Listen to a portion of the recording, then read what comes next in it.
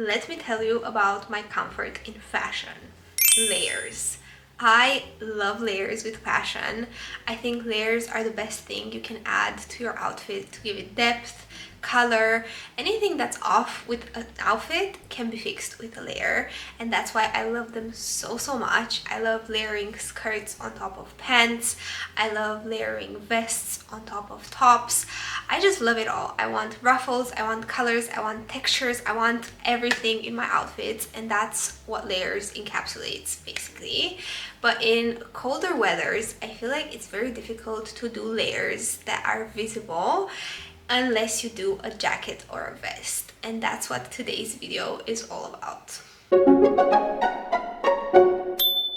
History goes like this. One day I had a little sewist feeling that I should go to the thrift store, not knowing that I will be united with this beautiful quilt that I found for only 10 euros. Yes, you heard me right, 10 euros. And it probably had like 3 meters over 2 meters. It was huge and I fell in love with it. It also has scalloped edges, and ever since I saw it, I knew I had to make some vests, some jackets, some layering pieces, something for the spring weather, and I'm so excited for this video. Now let's talk about patterns. The vest pattern that I'm gonna be using today is the Ruby vest by one and only Seed Graham. Of course, this pattern is a great one. I love it. I love all of her patterns, but I especially like the Ruby vest because it has so many things that you can choose to do or not do in order to make the perfect vest. So you can choose the neck shaping, you can choose the length. I just think that overall it's a great pattern. You can also choose the way you close it. It can either have front ties or buttons, and I cannot recommend this pattern enough.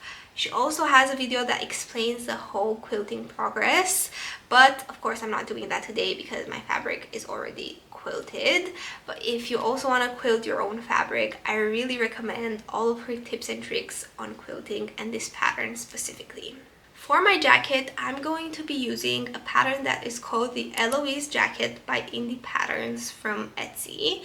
But upon looking on my previous purchase, I see that it's not available anymore, which might mean that it's not available anymore anywhere, but it also might mean that it's not available on Etsy. But this gives me the perfect opportunity to tell you that if you buy the Ruby vest, I think you can probably hack it into making it a jacket as well. I had this Eloise jacket from before I had the Ruby vest pattern, so I'm gonna use it just because I know that it fits me well and I like everything about it. But if you want to kill two birds with one stone, I really recommend trying to add sleeves to your Ruby vest because I think it would work great and the fit would probably be so cute. But just to be fully transparent, I'm gonna be using a different pattern today. Because the quilt that I bought had a beautiful scalloped edge, I really wanted it to be part of at least one of the pieces that I made. So last night, because I was so excited, I started cutting all of the pattern pieces. And on the Ruby vest, I managed to leave the scalloped edge on the whole bottom, and I chose to do so because the Ruby vest also has the choice of cutting it like in one go. So I did the front panels and the back panel kind of like conjoined together in just one clean cut, and then I cut the armpits and then the neck shaping at the back. So I already have this cut and done. I basically have to do the shoulder seams and add bias tape and then the buttons, but probably this is gonna be so easy and fun to make. And for the jacket, I did not want necessarily to have the scalloped edge because I think it already has more elements to it, so it was enough for me if I could cut the fabric to be somewhat symmetrical. So I tried to keep the pattern pieces to be symmetrical on the quilt as well as the sleeves, and I think I did a pretty good job. I'm pretty happy with it as well. So let's get to sewing. I've decided to start with the jacket because I think the vest is gonna be a bit more easy to do. So I'm gonna leave that for later when I'm also a bit more tired. But now that I have fresh energies, I'm gonna do the jacket. And while I'm clipping the shoulder seams and side seams, I wanted to tell you the fact that I actually tried to make a different jacket using this same quilt, and it was a little bit of a fail. And I wanted to be super transparent because I think it's important to show that not all sewing projects go perfectly. The pattern itself is great, I cannot recommend it enough, but I've done it like very oversized and I didn't like how it was looking on me. I just felt that I was not gonna grab it every day or be looking for it a lot. But I really like this quilted fabric, so I ultimately decided to seam rip it and then use the fabric for something else. And as I said, I have so much of the fabric. The piece of fabric that I showed you in the beginning is actually what I have left still after cutting this and my last attempt of a jacket. So I think I can make probably even another round of jacket and vest. So that's like a great purchase for me. But yeah, this is the truth, and I really wanted to be transparent because sometimes I do feel lonely when I don't achieve like the perfect project. I feel like I'm the only one who isn't perfect and who can't make a garment be perfect for themselves. But the truth is that we all learn from our mistakes, and we all have mistakes, and we all seam rip stuff, and we all start with new patterns. So this is your kind reminder to just be nicer to yourself, even if your projects aren't perfect, even if your lines aren't perfect, or if you have to seam rip 100 times or change the pattern, because this is for sure something that I need to remind myself every time I have something that doesn't go perfectly. Okay, now that I have that out in the open, I can go back to my jacket and hopefully make something that I'm actually gonna really like.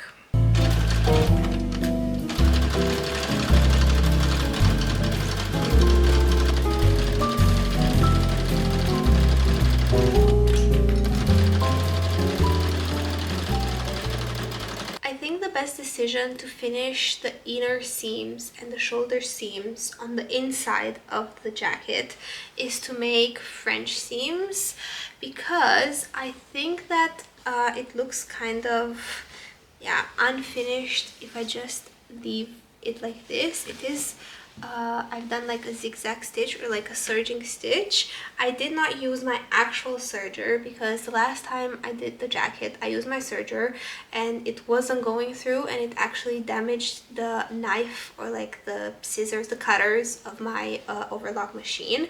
So I decided not to use my overlock at all today, but I did do like a serging stitch here, but it still looks very raw and unfinished, which I didn't like. So I flipped it in again and I've done a French seam, and I think now it looks so much better.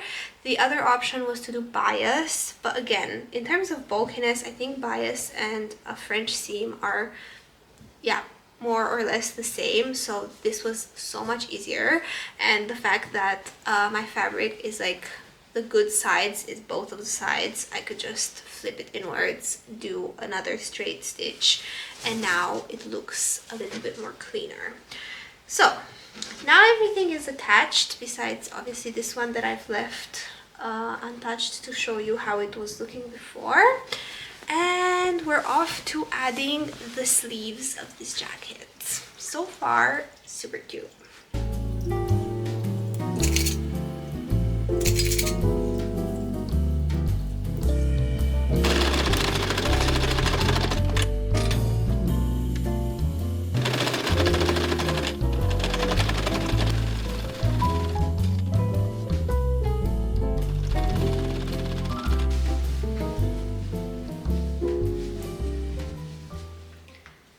The sleeves are on. I think this is so cute. This already feels so much more like myself than the other one, just because it's not baggy, it fits right, it fits in all of the right places, and it looks exactly like I wanted it. What I did is I rolled up the sleeves because I think it's so cute when sleeves are a little bit rolled up. I love that. And yeah, everything is now sewn together, so I have basically the shell. The only thing I have to do for the jacket is to put the bias. I'm also gonna do the shoulder seams of the vest if I'm at this like step, because yeah, I've done it all along this one. I can do 2 more shoulder seams, and then I'm gonna make a whole lot of bias tape. The vest is ready as well. Not that it had that much work, only the shoulder seams, but I really like how it fits and everything about it. And I'm actually very excited that I don't have to sew anything, or at least not 2 pieces of quilts together, because I'm gonna say it was quite annoying. I feel like the batting isn't thick, obviously, but I think it's dense or something. I don't really have an explanation for it, but for the very first time in this overlocks machine life, it was like struggling so much, so I didn't use the overlock machine. So then I had to use my sewing machine, which also had a lot of difficulties and skipping stitches, and I don't know, it was just a bit of a mess. So I'm happy that I don't have to do that anymore. And this is how it's looking, and now I only need to basically do the bias in order to finish it off. So I've been thinking about what my options are here. Obviously I'm using a quilt that is pre-made, so I don't have the fabric that the quilt was made with in order to make my own bias to match the color. But what I do have is some scalloped edges of some pieces that I'm not using anymore, which do have bias on them. So that got me thinking, maybe I should seam rip a little bit of that. I mean, a little bit, quite a lot of it of that, in order to use it. I don't think I'm gonna have enough for both the vest and the jacket, so I've decided that I will do it only for the vest. And that's mainly because the vest has the scalloped edges here, so like half of it, or more or less half of it, is already using like the bias of the initial quilt, so I might as well just add it to the whole. Whereas the jacket doesn't have any of it, only at the cuffs of the sleeves, but yeah, that is just gonna blend in. So I could use another fabric that I have. I've actually bought this fabric, which is almost a good color match, I would say. It's not perfect, but this is like the closest thing that they had. I bought some of this. So the plan is seam rip as much of this bias as I can from the quilt, and then make some more bias from my actual fabric. So I think I'm just gonna take a break, sit down on the couch, watch something and seam rip and take it slow, and then I'll come back once I start using the bias tape.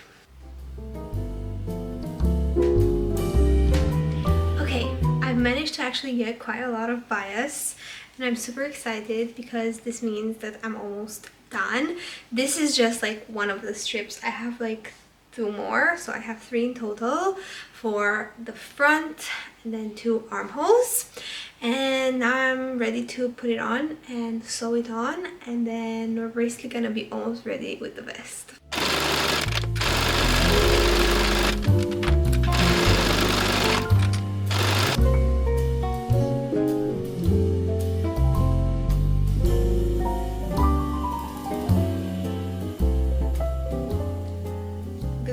Everyone, it's a new day obviously, and I haven't done a lot since I last saw you yesterday, but I'm still gonna give you a couple of updates. The first thing is that the vest has its bias on the collar line as well as the front, and I have changed my mind about the closing system, because after putting it on I've realized that this kind of like high neck situation doesn't look amazing when it's like fully closed with buttons, but it does look super cute when it like your something underneath kind of peeks through, like your top or whatever you're wearing underneath it. So I've decided to just give it a nice front tie, and I think it's darling. So that's all I've done last night. The armholes are still not yet biased, so that's I think the first thing I'm gonna do this morning. So here's where I'm at with the vest. And then the jacket is in the same state as yesterday. I didn't work on it anymore, but I have done a bunch of bias tape. It's nice and clipped up so it doesn't unravel. But yeah, I've done a bunch of bias that should be enough for the whole jacket. I am a bit worried that the color match is not perfect. It's a tiny bit of a different shade. I hope it's gonna be fine. I guess I just have to put it on. I don't have a different option because I don't have enough of the scalloped edge to seam rip any more of that bias from there. But we're almost there with both of them. So today I guess is the bias tape day, and let's get on with that.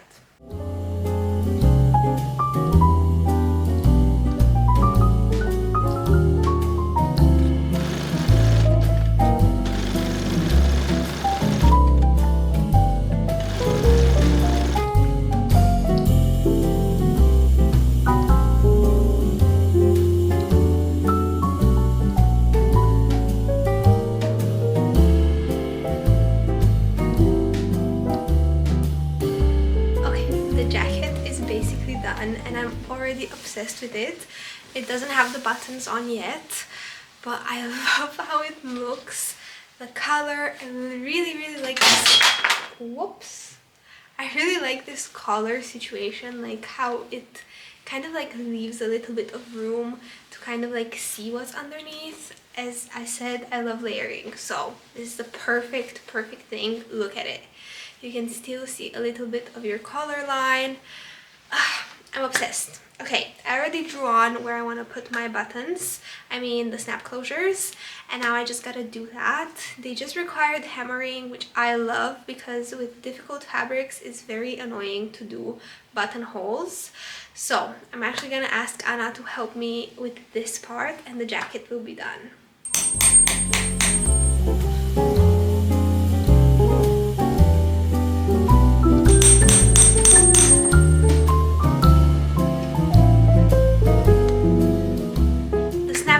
Are on. I'm gonna show you at the end how everything looks, but let's also do some bias on the vest so I can show you both of them.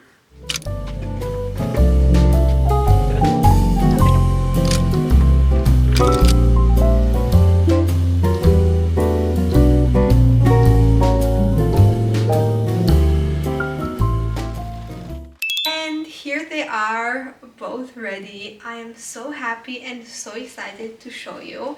I'll start with the vest. I think this is such a great layering piece because I put it on and I realized that I have also made it at the perfect length so that my t-shirt or top or whatever it is can still peek through a little bit, but then you also have a little bit here and there's like some nice empty space.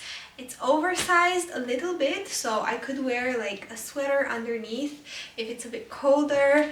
I just love it so much, and I really like the high neckline. I think it's wonderful. Now for the jacket. This one I think I'm even more excited for, and that's only because, as I said, I tried to make this before and I wasn't in love with it, but I'm in love with this one. I really like that it has snaps. I really like the length of it, how like it's not too slim but it's not too oversized. It really feels comfortable and great, and I am in love. The little cuffs that I've rolled up are also so cute, and I could not recommend making a quilted jacket more. I am so happy and so excited to layer both items that I made this week. Now I want to know what your quilting projects are, what you've quilted in the past, what are you planning on quilting. If this video inspired to make a jacket or a vest, let me know which one you're planning on making and what colors they are. I'm always super curious to see what other people are working on, and every time I am meeting with people around me who are into the same hobbies or in the same crafts, I always want to know every little detail and kind of like share our experience. And I think this is the purpose of my platform. I want to also know other people's projects but also share mine. So thank you so much for spending some creative time with me, and let me know what other videos you would like to see. I have so many ideas and honestly I just don't have the time to make them all, but I promise you I'll meet you back when creativity strikes again.